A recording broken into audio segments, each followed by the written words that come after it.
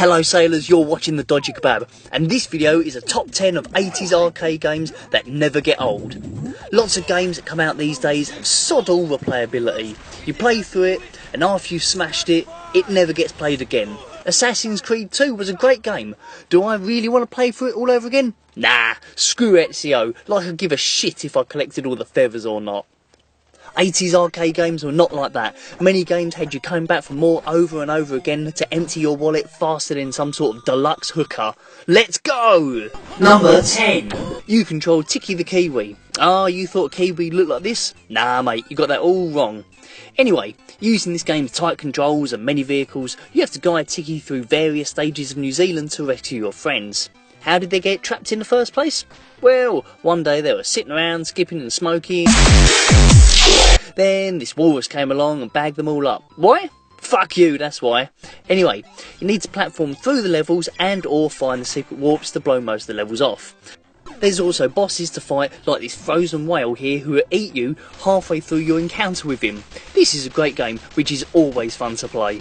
Number 9. Ever fancied being a weird monkey man running through a corridor of traps? If the answer is yes, then you really need to take a good long hard look at your life. Although, on the bright side, Namco's Metro Cross is going to be right up your street. Stay on the blue and white tiles and avoid the green ones. Also mind the various traps like giant red Coke cans, water traps, hurdles, etc. Jumping on blue Coke cans pauses the timer that ticks down the amount of seconds that you have left to reach the goal. A slightly strange but simple and fun game that's not spoilt by modern ideas. If this game was made now, some prick would ruin it with some sort of buy more time for only £1. Number 8. Is it an RPG? Is it an adventure game? Is it an arcade game? Well, it's all these things, and only the real question is how they went from this in the first Wonder Boy game to this in the sequel. It's like Capcom saying, we've had really great user feedback from Street Fighter 2, so we're going to follow that up with a dating sim where Chun-Li is at the mercy of Blanca's sexual exploits. You play as Wonder Boy as you fight bad guys, try to buy boots, armour and a shield in a game that tries its hardest not to give you any gold. It's a fun, vibrant adventure with lots of secrets to find, challenging levels and the most annoying sound effect to tell you when you're low on energy. I always enjoy coming back to this one because maybe this will be the time I find enough gold to really progress through the game. Number 7. 1982 was hardly a stellar year for computer game graphics. I mean, look here. It's just a blank background with some ladders and pieces of burgers laying around. But damn, is this game a lot of fun. You play as this guy, whose name is Peter Pepper. Well done, Data East. 10 out of 10 for that one. Your mission is to run over all the burger pieces so that they fall down to the platform below. Once all the pieces of all the burgers are together, you win the level. But in your way are various foods that seem to have gone AWOL.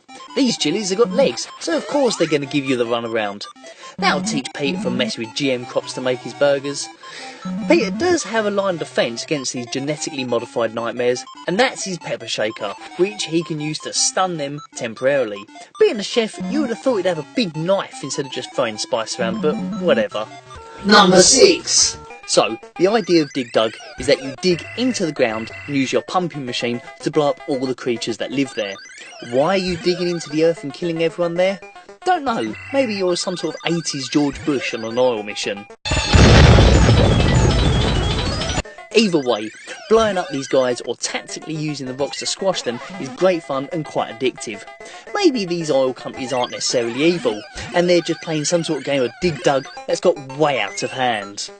Number 5. Do you like the Over the Rainbow theme tune from The Wizard of Oz? Hope so, because you're going to hear it on an almost non-stop loop while playing this game. You'll only be given different music when you hear the jingle at the end of each round and the end level boss themes. But that's okay, because Rainbow Islands is a lot of fun.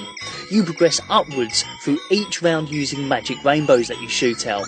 Where they shoot out from is unknown. They could be shooting at your dick for all I know. It doesn't matter. All you need to do is head skywards, avoiding the bad guys through multiple rounds across different worlds which have different themes. It's easy to control, easy to play, but the bad guys are very good at luring you into a false sense of security. You think they're just too dumb to catch you, and then BAM! The little bastards have got you again. Number 4. A game where you serve up Budweiser to people is already a winning concept, and Bailey Midway pulled off a fucking blinder with this one. People come into the bar and you serve them beer as quick as you can. They might stay for another or leave. Once they've all left, you win the stage.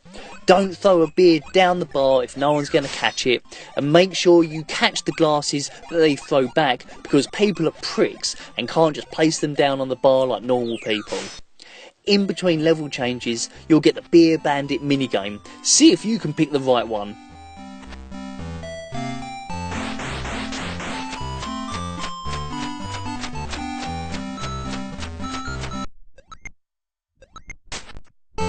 Did you get it right as well? Yeah, I think this is a really great game which never gets old. Number 3. You want to hear a controversial statement? Donald J. Trump is calling for a total and complete shutdown of Muslims entering the United States. Now, do you want to hear one that's not completely fucking retarded? Patland is more fun than the original. Yes, I said it, I enjoy this game much more than I do the original Pill Chomper. Why? Because running, jumping, collecting fruit and eating ghosts in this is just brilliant. Finishing the area, meeting the fairy princess and getting the magic boots, oh god, it's just so good. The music, the graphics, just everything about this game is sublime. If you don't already, get Namco Museum 4 for the PS1. Patland is on there. The other games on there are a bit meh, but it doesn't matter, you're only buying it for Patland. Number 2. Too often these days, driving games are just too boring. Where's the Scud races? Where's the Daytona USAs? Maybe not the soundtrack to Daytona USA. That was mental. I wanna fly sky high. Let's go together. I wanna fly sky high. Let's go together. I wanna, yeah, yeah, oh, yeah, flying high, feeling good. Blue, blue skies, I see. Blue,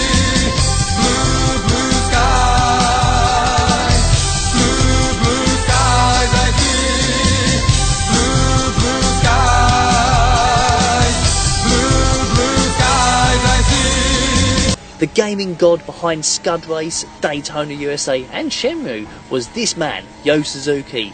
He also created this masterpiece called Power Drift. He was like, we've got roller coasters and drag racers, we combine the two and BAM! Power Drift. You can't ask for a better description of the game than that either. So what's not to like here? Nothing. That's what. It's a brilliant game crafted by a god. Number 1. You know, back in the day, Konami were great. Not like now. Track and Field is one of Konami's greatest games and easily the greatest sports game of the 80s. Yeah, it's a lot of fun playing this game and trying to beat your own high scores with its just one more turn addictability, but the true joy to be had from this game is playing it with friends, and that's when this turns from a good game to an outstanding game. Is the sequel to this good? It's close, but not quite. Only Decathlete is arguably as good as Track and Field, and that was created by Sega when their arcade teams were at their creative peak. Track and Field is a stunner of a game, simple controls, landmark gameplay and iconic sound effects. Well, that's it for now. Bye. Hello sailors, thank you for watching the video, hope you enjoyed it. If you'd like to support me in my future videos, there's a Patreon link down there if you want to go that way, or by request I've now added a direct PayPal donate button, so if you want to do it that way, do it that way. There's other things you can do. You can follow me on social media like Facebook and Twitter, and why not have a look at these other videos I'm linking on the screen right now. Anyway, that's all, bye bye.